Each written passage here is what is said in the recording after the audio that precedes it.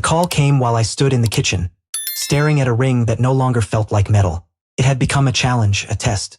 Her voice was calm, too calm. The sort of calm people wear when they've already practiced the damage they're about to deliver. "I've been thinking," she said. A pause. A breath I didn't take. "I need to be with other men to know if you're really the one. Otherwise, the ring is off." The words landed quietly. No shouting. No tears. Just precision. Like she was drafting a contract, not cutting away a shared future. I said nothing. Inside my chest, something folded inward. Not broken, just folded, like a blade sliding back into its sheath.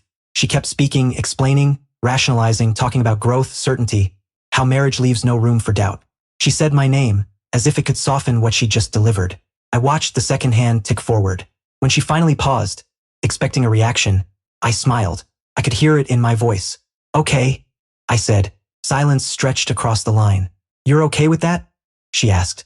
I looked at the ring again. The diamond caught the light and threw it back at me sharp, cold.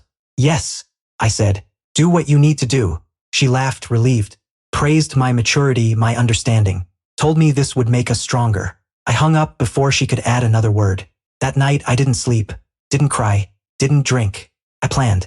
By morning I was deliberate, surgical.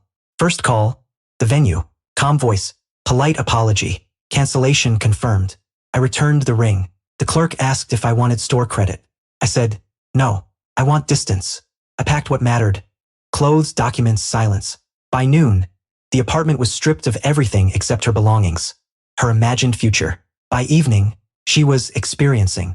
Unaware I had already left the city. Her call came at 11:47 p.m. Panicked, fractured, voice cracking in ways I'd never heard. "Why is the venue calling me? Why did the jeweler email me? Why are your things gone?" I let her speak. Let the fear spread. Then I spoke. "The wedding's off," I said. "What?" "No, this was part of figuring things out."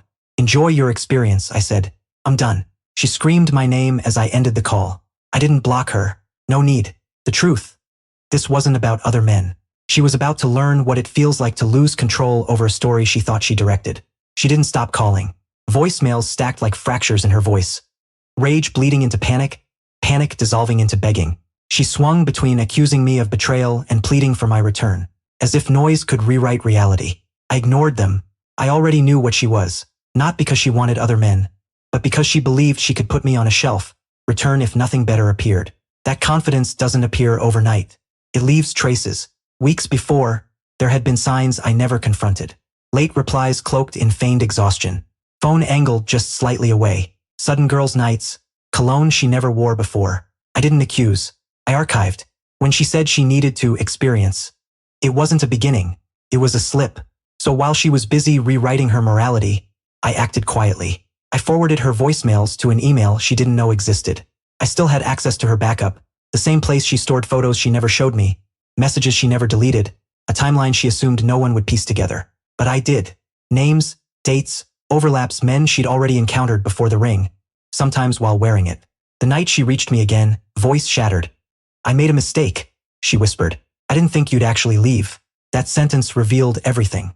We met once, in public daylight, no shadows to hide behind. She reached for my hand. I moved it away gently, like correcting a child. "I didn't leave because you wanted certainty," I said. She blinked, hopeful, confused.